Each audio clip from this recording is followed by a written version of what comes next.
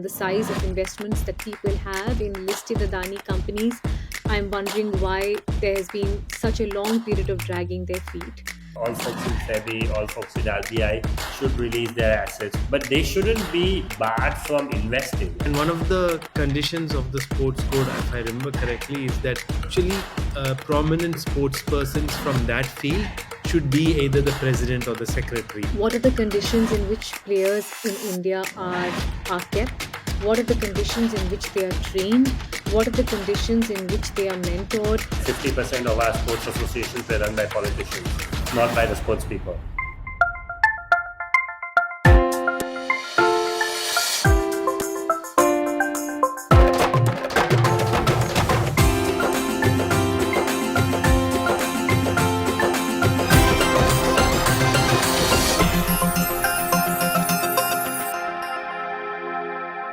Hi, and welcome to episode 26 of the India Dialogue. We're so grateful you continue to listen to us. My name is Ruchir, and as always, I'm joined by Mitali and Manu, my co hosts.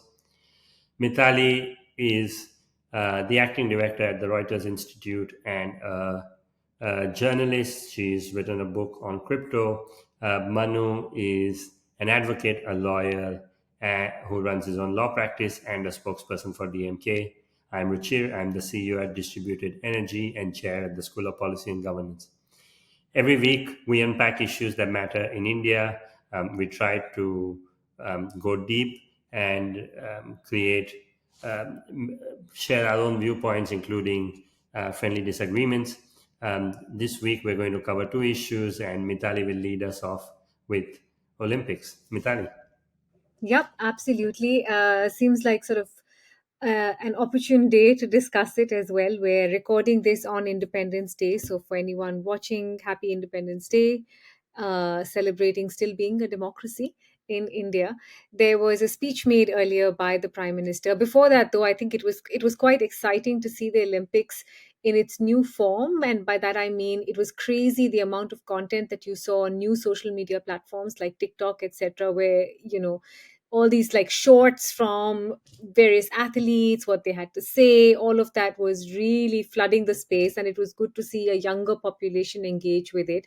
But what struck our eye was the fact that today, during his speech at Red Fort, the Prime Minister sort of unveiled, if that's the right word, India's ambition, where he said that India is keen on hosting the 2036 Olympics and preparations for that are already underway. We can confirm that we have someone who attended the Olympics, so at least a part of it, and saw a lot of all that fantastic energy in person. So, Manu, let me start with you first on what it was like really to be there and in that space. I think the lesson for me from the Olympics was very simple. That if a crazy, chaotic city like Paris can host it, really anybody can. And that's not to sort of put Paris down Hmm. for any reason, but it's still like such a city with um, so many problems and so many issues, and it's still very much a city going through those growing pains in some sense, right, which some of the other major cities in the world have somewhat either hidden or successfully overcome.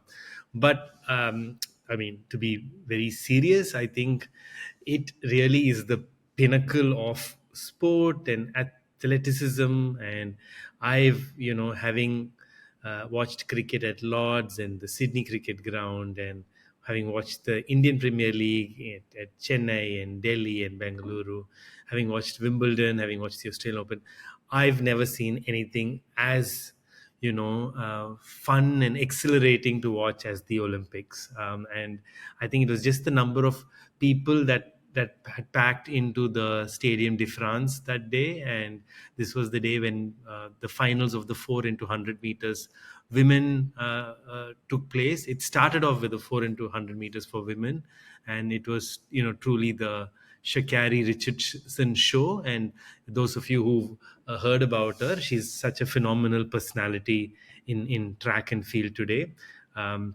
or if you haven't heard about her, look her up.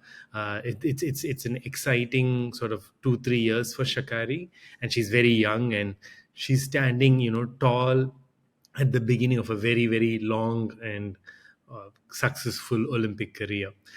Now, there are a couple of things I think that the Olympics really, I think, taught me, or what I got took from it. India has already, before the Prime Minister spoke a little while earlier, already made has already made a play to host the Olympics. There was a big India House which was put together by uh, Neeta Ambani's foundation, and I think in support with Jindal Steel and a couple of others. And it was in the heart of Paris, and athletes were being brought there, and they're being felicitated, and it was such a nice sort of gathering of Indian diaspora or Indian tourist community coming to Paris. And so obviously I think India was trying to show its soft power, convening power, etc. already. Now, of course, this year, I think there were expectations that the Prime Minister may even make a trip across to Paris, but it did not happen. But I think he has now revealed his cards, and I think it is something fantastic. I'm all for India hosting global events, and the Olympics is, like I said, the pinnacle of all sporting events. Of course, there is a couple of, I think, huge concerns and issues which I might get straight to. um, this year, India's sports budget was around 3,500 crores, right? Whereas the amount of money that the Olympics requires, like for the amount of money Paris Olympics cost, and it's apparently one of the cheaper Olympics. Paris Olympics cost about 8.2 billion US dollars. So that's around 68,000 crores Indian rupees, right? Now, of course, you must understand that it is not all government funding. In fact, in Paris, there was very little government funding. Most of it, more than 90%, is private funding. So, of course, it's not only the government who needs to sort of prepare, but then bear in mind Paris had already hosted an Olympics in 1924 and had almost all the necessary infrastructure. In fact, Paris claims they only built 3 new stadiums, right, which is phenomenal considering they had pretty much everything else. They built a new aquatic center, a new badminton center, and something else I forget, but that's all they needed. They had everything else already in place. Roland Garros was converted, the Stadium de France was there, so on and so forth. So India is very far from that. If rumors are to be believed, they want to make Ahmedabad the host city. Already, the next Olympics, 28 will be Los Angeles, 32 will be Brisbane. So the 2036 Olympics bids are still yet to be completed. The other cities that are in the race are probably, or rather, other countries that are in the race are probably Chile, Turkey, and Indonesia. So there is a fairly realistic chance India might stand a good chance to succeed in this bid. But this is my concern, and I think I want to say this in the spirit of how things have, you know. Things have sort of unveiled today. For the first time in 10 or 11 years, a leader of opposition, and in today it was Mr. Rahul Gandhi, had attended the Prime Minister's Independence Day speech, right? And I think that was a fairly nice sign, a nice gesture by Rahul Gandhi to go and attend, and showing sort of bipartisan support for something like celebrating Indian independence. And I wish the Indian government too, and the Prime Minister, adopt a similar sort of bipartisan stance and take the opposition into confidence before embarking on something like an Olympic bid. Because, firstly, it is a 12-year plan. I mean, we're looking at 2036. You do not know where it is going to be. I mean, you want to bid for a city, but you want to make sure that you know all major parties are on board and that you have the necessary funding and the necessary infrastructure. So I hope that's the route that the government will take. Now, there's an interesting sort of tidbit that I want to add here, right? Now, this is my point why I think the government should not be hasty in pitching Ahmedabad as the host city, which is what I believe they want to do. The thing is that there are 5 sports at least which can only take place on a beach. beach volleyball, sailing, surfing, open water swimming, and triathlon. So, if you're looking for a good beach city, Mr. Prime Minister, Chennai is right up there. So that's where I want to stop, Mithali. But what did you guys enjoy about the Olympics and sort of the Olympic fever around last 1 month? Let me lob it to Ruchir. From Yeah, go Yeah, on. for me, I mean, it's like the joy of watching everything that you don't otherwise, right? Like, I mean, everything from obviously javelin. We had stakes there, but otherwise, even all of the athletics, the gymnastics. Um, I watch boxing, wrestling. I mean, it's so wonderful. The thing about Olympics is you can basically sit down with your family and watch competitive sport and cheer for people without necessarily having somebody you win for, somebody you're rooting for, or somebody you're not. So there's a lot of fun in that. I really had a lot of joy in watching Olympics.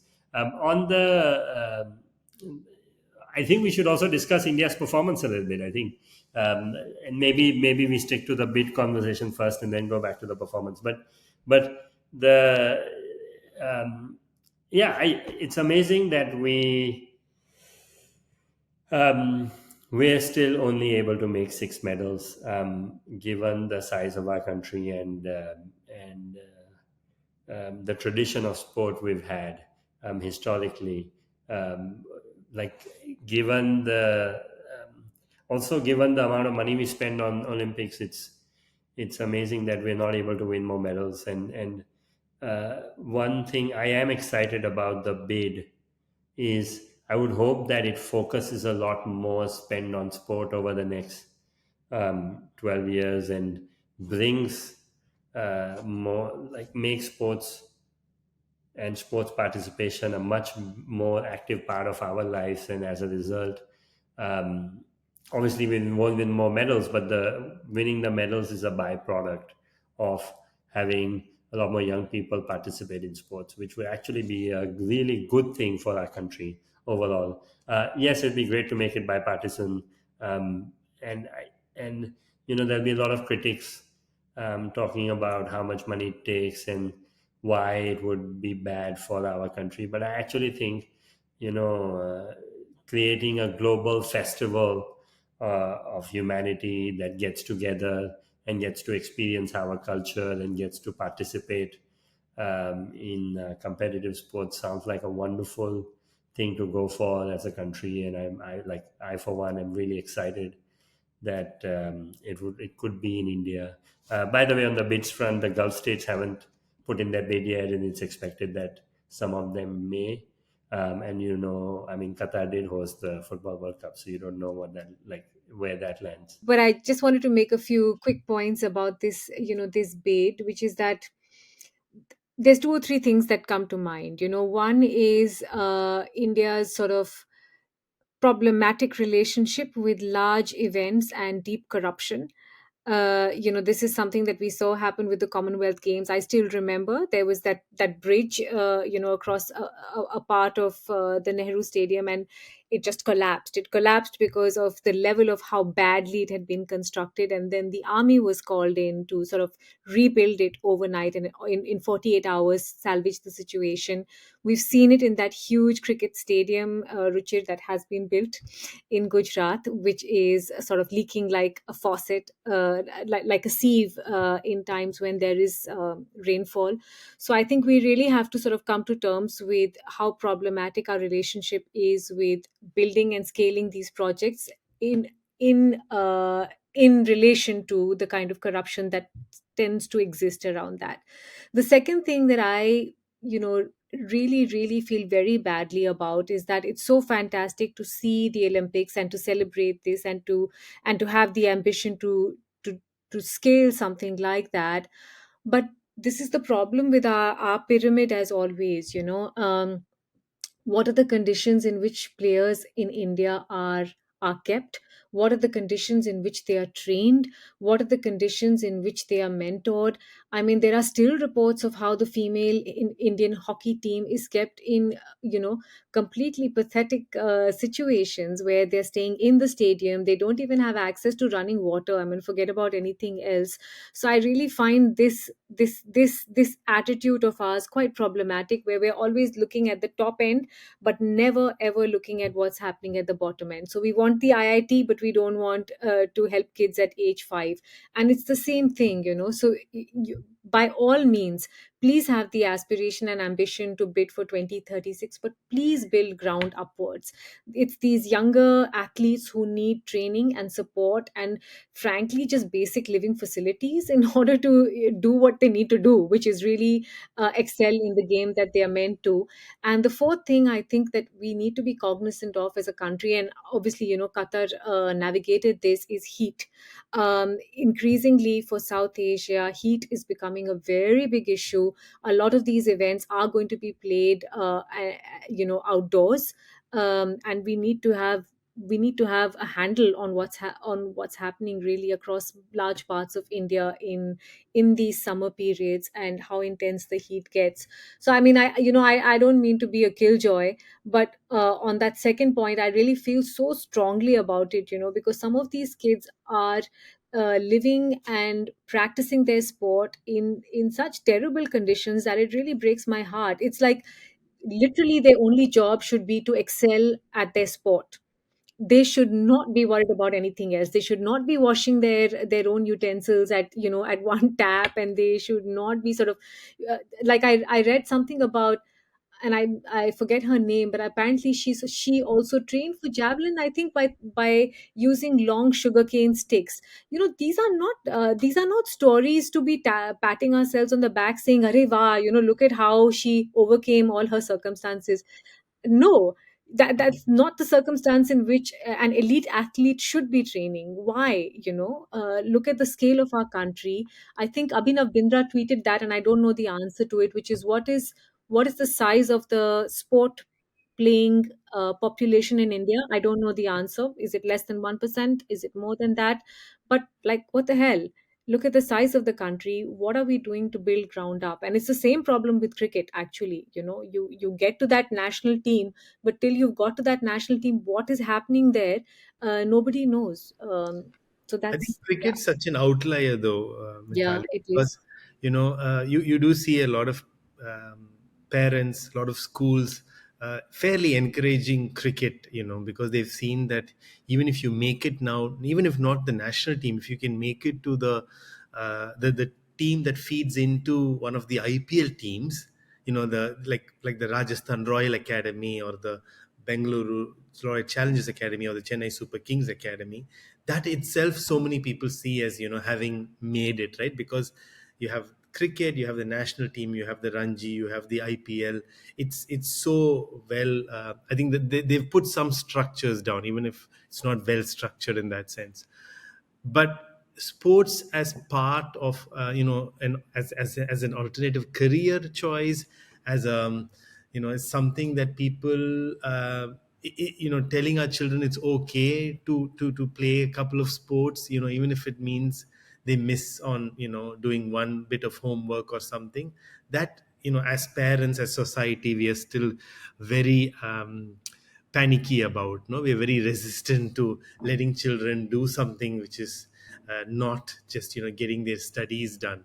I'm just comparing these two countries like Australia or the United States, where there's so much encouragement. I mean, Shakari Richardson, who won the 4 into 100 and finished second at the 100 meters, she got a track and field scholarship to go to Louisiana State University. Right? I've in my time, I've not even heard of Indian universities offering track and field or athletic scholarships in like that. um, Another interesting fact, though, and I think we did talk about how many medals India won, did not win.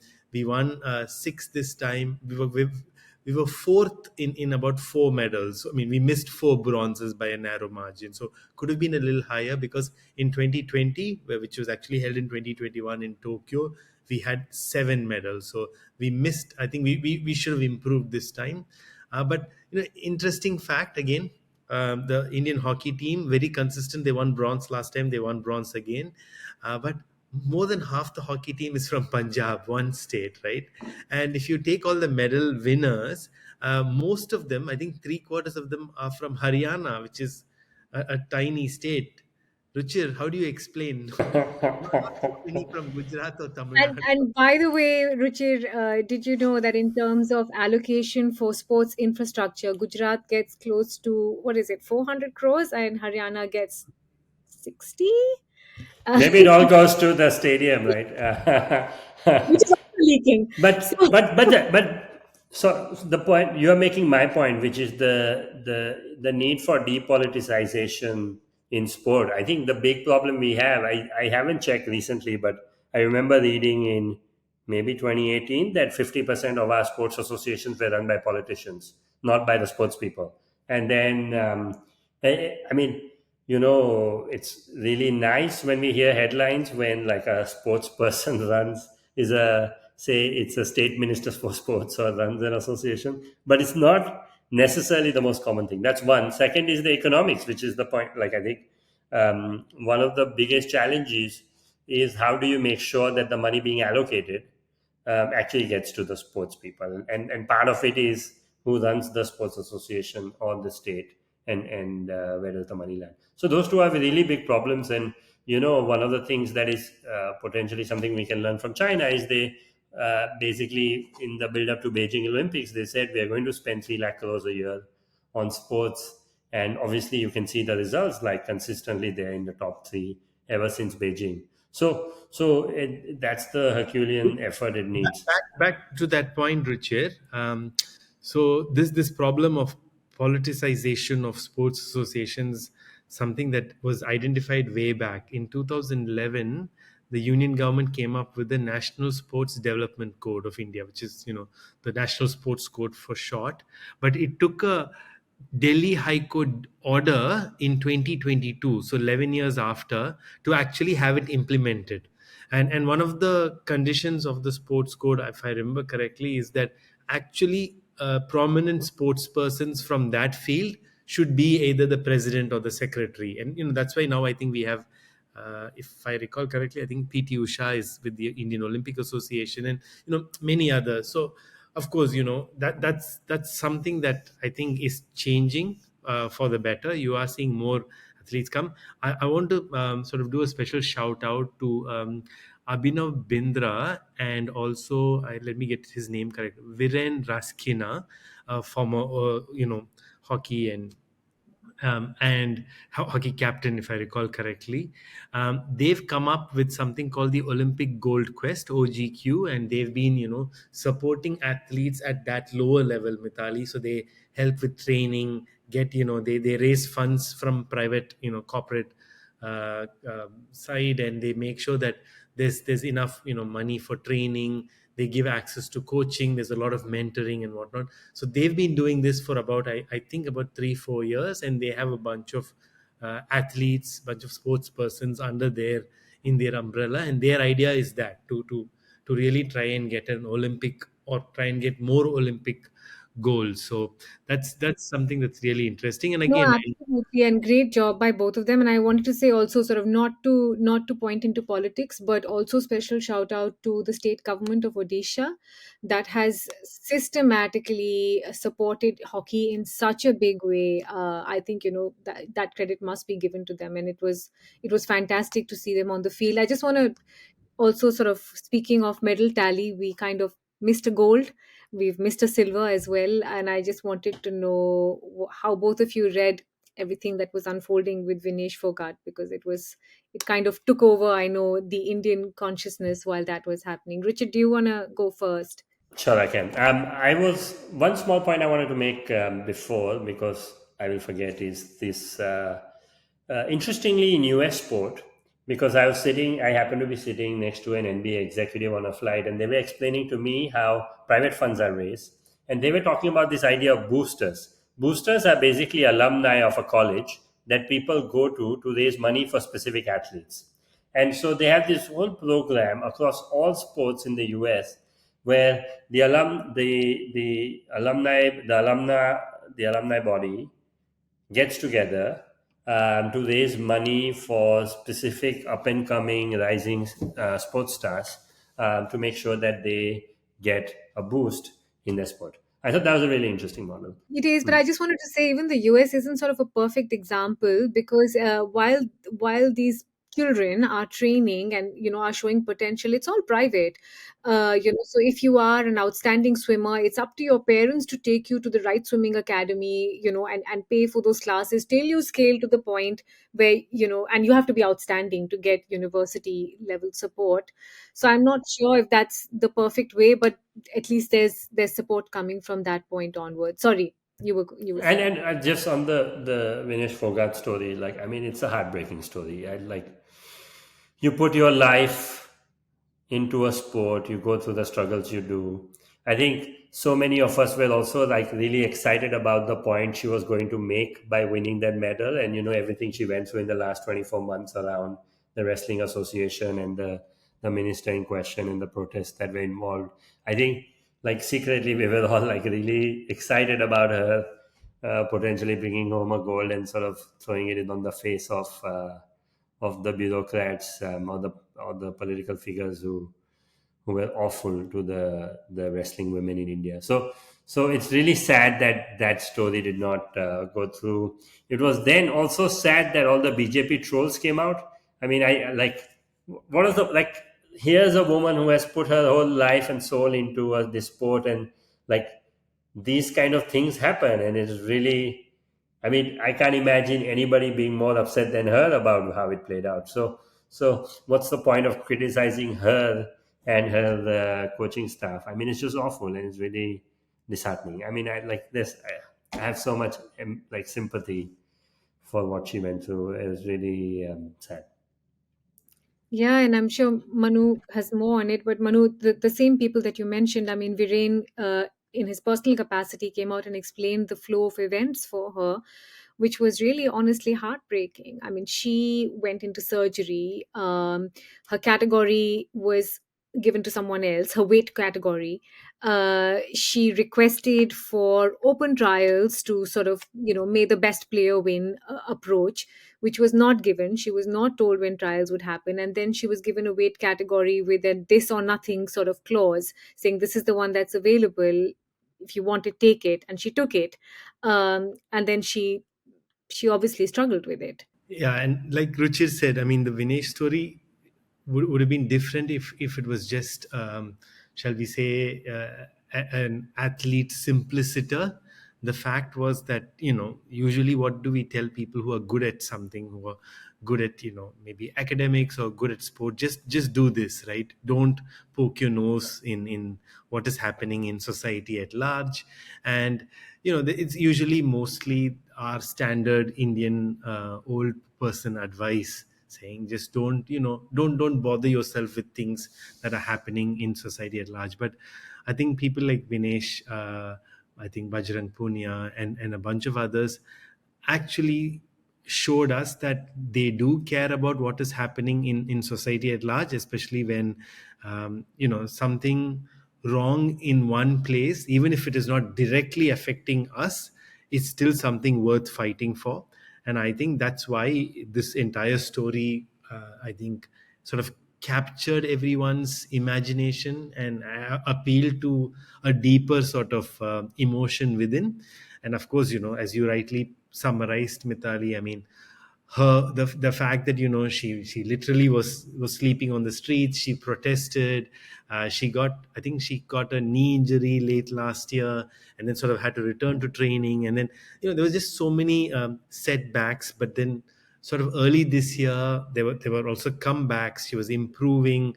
She finally, I think, did the she participated in the national competition, won gold there, and then sort of did manage to meet the weight limits and so on, right? And then gets to qualify for Paris. And I think really it was such an underdog story that we wished that her getting a medal, whatever the medal would have been worth telling so many generations down the line. I think again, maybe I'm thinking of it more structurally. Like, if we have finally a very competent, from what it seems, a very competent Indian Olympic Association, you have a government that sort of is backing athletes. I don't think they are completely, trying to pull any of the athletes down in that sense. I don't attribute that much malice to the government, especially when it is something that would clearly seem very poorly in an international setting. Now, having said all of this, it seemed like they didn't have the crack team that they should have, either to sort of support her before the event, during the event, or after the disqualification with the legal process and so on. I mean, it seemed like they were sort of dragging their feet.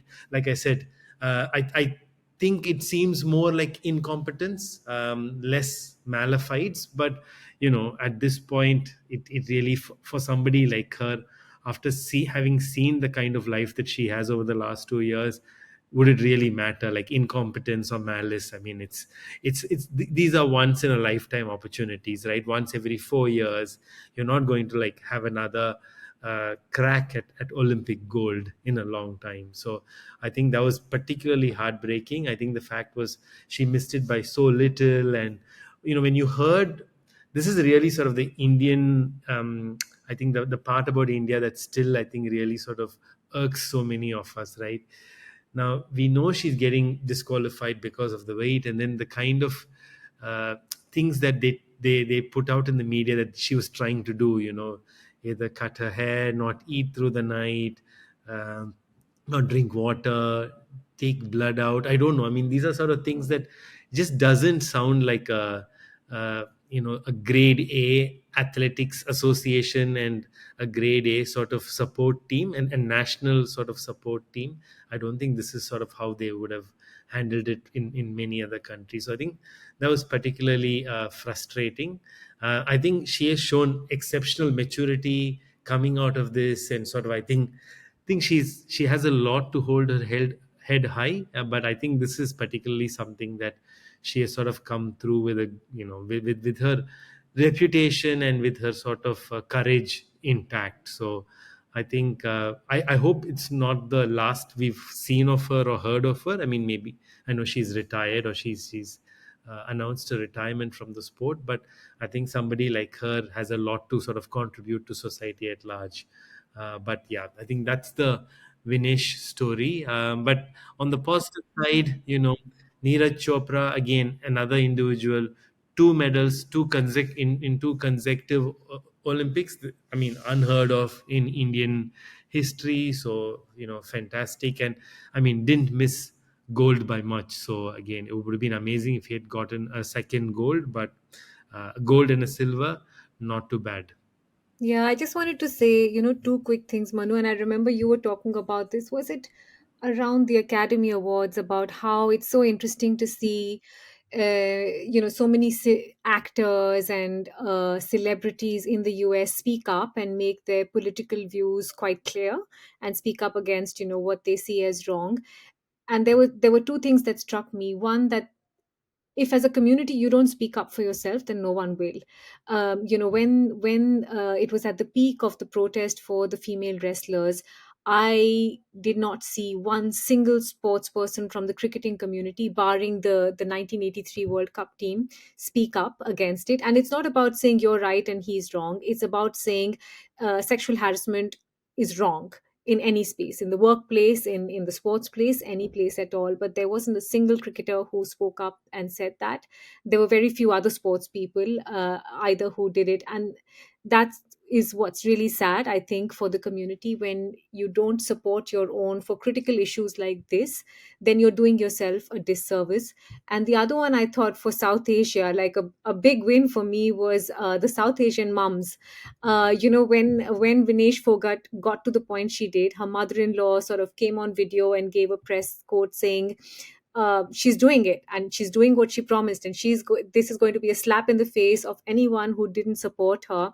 And similarly, when Neeraj, won the silver and Arshad Nadeem won the gold, it was so fantastic to see both the mums come out and say, "This is a win. The gold is a win and the silver is a win. They're both our kids. We support this." And I thought, I was like, mums are the way to go. It was really fantastic to see them celebrate the victory in the way they did. It was no India, Pakistan, no this, that. It was like, yes, I support my child and I support any other child who wins. I have a small disagreement with you, Mitali, on the cricketers not speaking out. And I think I mean, practically our system is not forgiving, right? And it is, I mean, we were just saying how political sports is and how people, I mean, Amit Shah's son is the secretary of BCCI.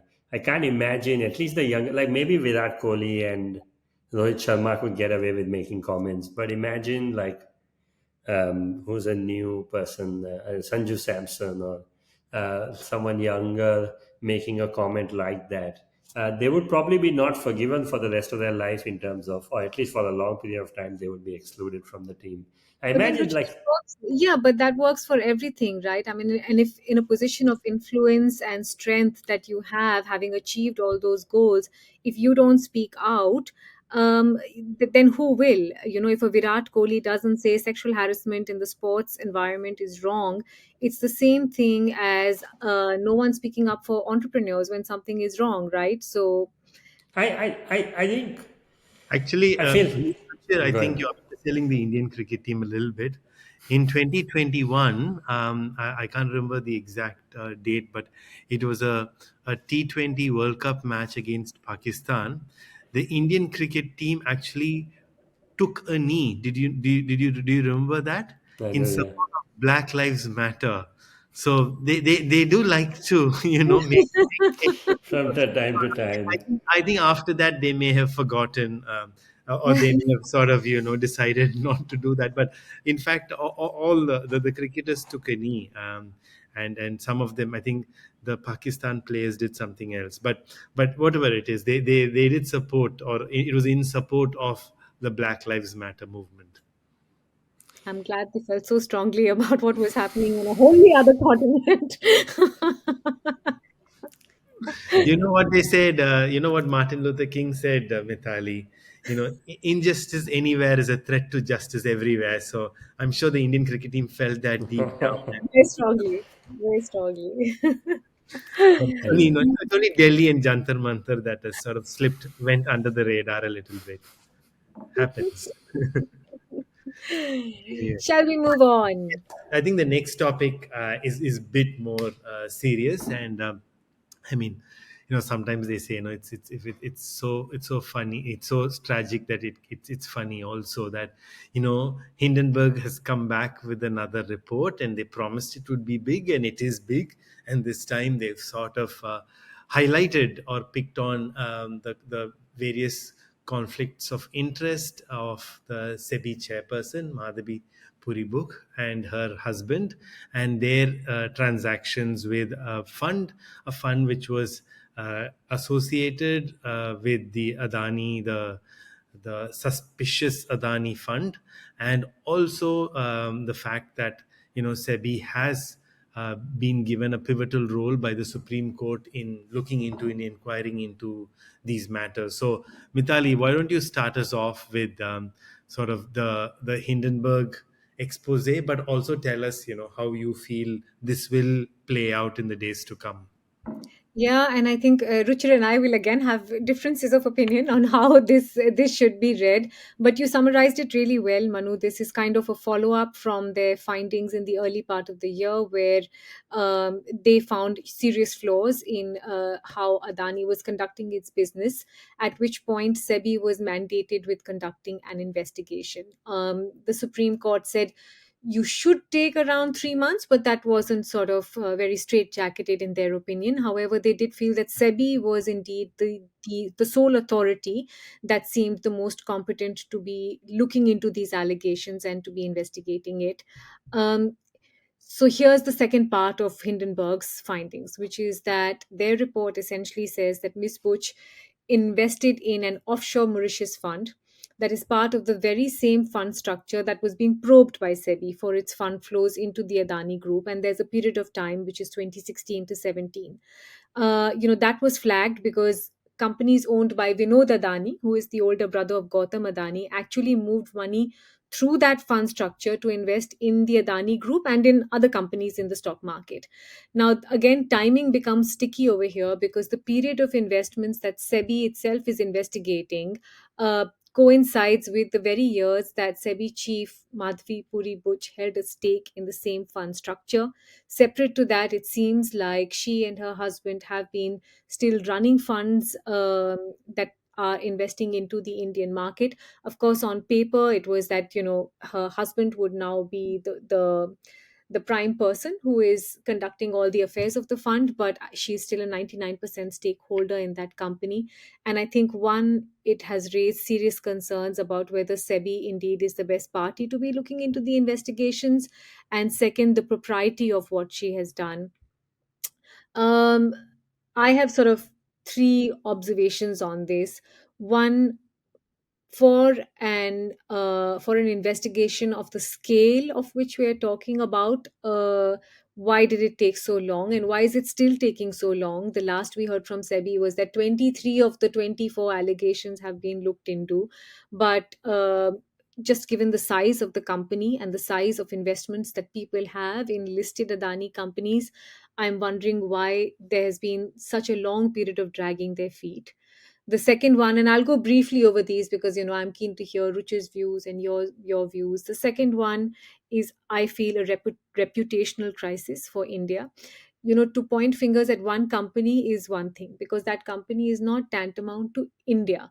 But to be making these allegations about someone who is sitting in such a senior and important position, where she basically is laying out the rule of law for all equity investments within India, I think it is very important at this point to be very transparent, very swift, and very clear about what sort of process is underway to assess these allegations and to answer them, because there is financial reputational risk, I believe, for India.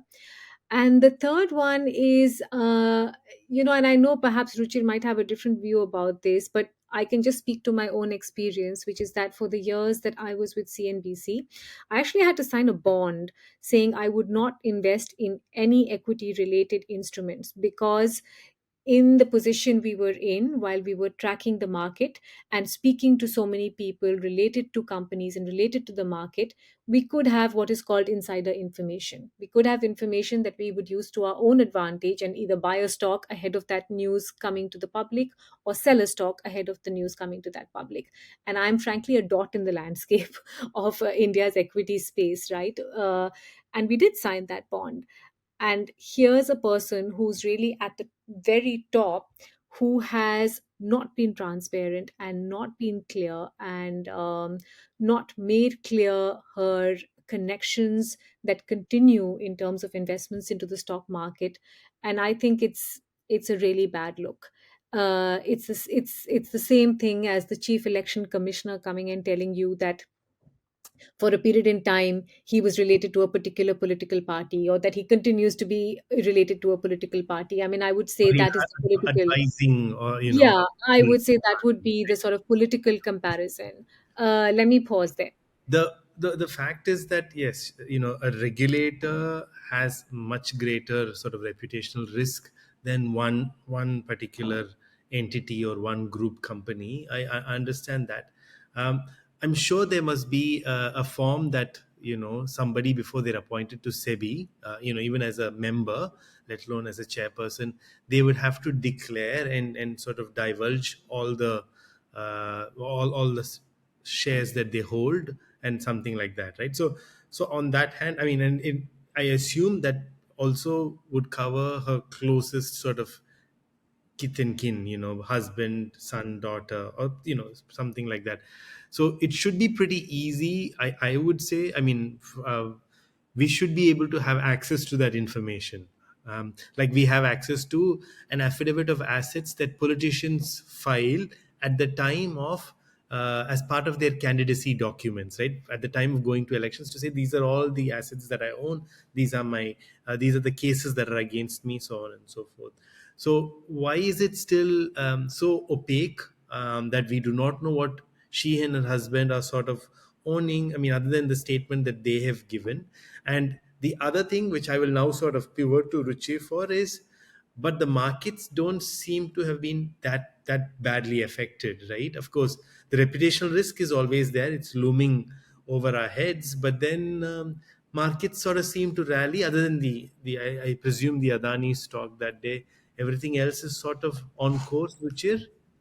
I mean, I think markets are, is it a voting machine in the short term and a weighing machine in the long term? I mean, the voting has come out and said, hey, we don't really care about this, is sort of the short summary. I think the Adani, two of the Adani stocks were down from 1.5 or 2% or something minor. So that's like the Hindenburg trade behind this. At least the second leg of it may not have even paid off for what they were hoping for, except for maybe the global markets seeing a downturn, and that might benefit them a little bit. The Hindenburg, who is Hindenburg? I mean, they are short sellers. Their whole, why do they put a big release like this? Because they want everyone to sell their stock, either in this case in the Adani ports or in the wider SEBI story in the like the India stock. And there are certain ways, technical ways to short. So clearly, by putting these allegations out or news out, they're hoping that everyone else will sell. And if they did take a short position on the India story, then they're not necessarily going to benefit from this. The other point about short selling, which is a technical problem, is you can be in a short position longer than the market rationalizes. And so shorting is often a way to lose money fast. So it's often very, very risky relative to some of the other trades you can carry. So in my mind, it doesn't sound like this is a short that is paying off for Hindenburg. So that's just the market side of it. Now, is it bad that a regulator owns a specific stock, especially with inside information? I agree with that, actually. I think that's right that we should have more transparency around this. One of the jokes, especially with the US stock market, is American legislators are allowed to buy stock as long as they declare it at the end of the quarter. And there are like, you cannot go after those legislators for insider trading, which is crazy because they make so much money. And because their portfolios are public, everybody knows the kind of money they're making, that now there's actual software where, for example, you can copy Nancy Pelosi's trades because of how profitable her trading history is. So I mean, like, obviously that's a Which funny. Indian politician do you think we should copy? I clearly we don't have their portfolio, so we don't quite know. But I'm sure that they're making a lot of money either through their brother or their cousin or But their uncle or quick whatever. question here, which is that, of course, I think you've explained it quite well with the short selling and Hindenburg and what they stand for, right? But then that's not been the Indian government's, political response. The response has been, this is a global conspiracy. This is an international organization that has come out with a report to defame India's institutions, right? Like what you said makes sense. And I think there's enough evidence and data to say that, yeah, this is bad. It looks bad on us, but then the markets are okay, right? So our fundamentals are good, but the party in power doesn't seem to want to take the I logical mean, like, response. obviously, because it looks like that they are under the scanner, it makes India look bad. Yes, it does make India look bad a little bit, but I don't think, like, would I be, uh, do I do I think that the SEBI chairman, chairwoman should resign? I think she should provide more clarity on her holdings. Like, that's sort of my first response. I don't know if I want a resignation right away, but like a SEBI regulator, the head of SEBI or all folks in SEBI, all folks in RBI should release their assets, much like we expect our politicians. All our politicians should share positions every quarter. That would make sense. But they shouldn't be barred from investing. I mean, if especially because you're taking a position that requires regulating markets, means you stop investing, doesn't make sense to me. Should they be investing either through advisors or investing into funds that own more than, say, 10 stocks? Like, I think that would probably be wiser. So they can buy ETFs, they can buy things that track the market. But I don't think we should block them from investing. That would make, like, that. Why would you stop anyone from investing? I mean, everybody has an income and they want to look after their kids and so on. I just wanted to say also, it's actually it's really sad because Madhavi has had a pretty strong reputation in the finance industry. She and this is ironic, which is that she is also part of the ICICI family, where uh, which is where Chanda Kochar is from, and that turned out to be a problem. Where Shikha Sharma is from, and then went on to Axis Bank, and that turned out to be a problem. And it's really sad that it's come to this, which is why, in the interest of, reputations are so fragile, particularly when you are in such important positions. It's really, really vital that you take it all on upfront. You say, I'm going to do a press conference, ask me anything about my investments, my holdings.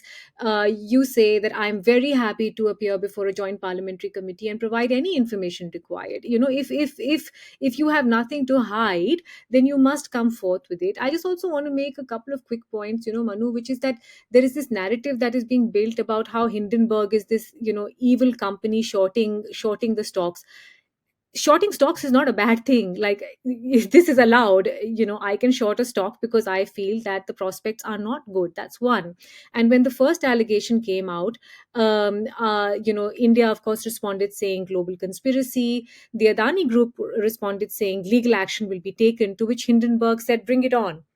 I'm still to see any legal action being taken against that company. If you believe that something so erroneous has been said, take take it to court.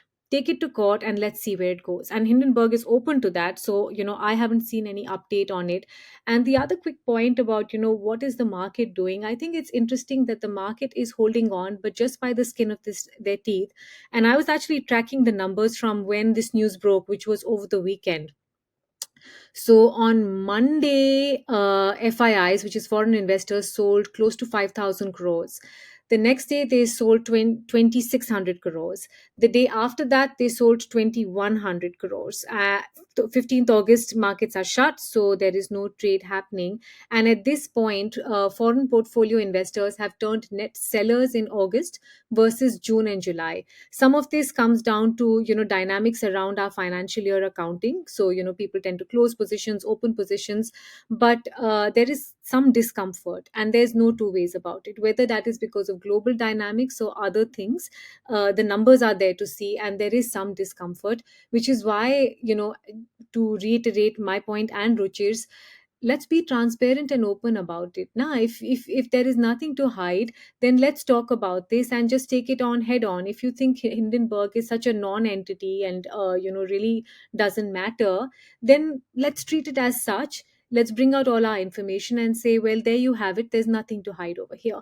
The more you get into this subterfuge and you release this letter saying, oh, my husband's friend actually advised us and he's been my husband's friend since college, it just reeks of unprofessionalism, and that just, it's a bad look.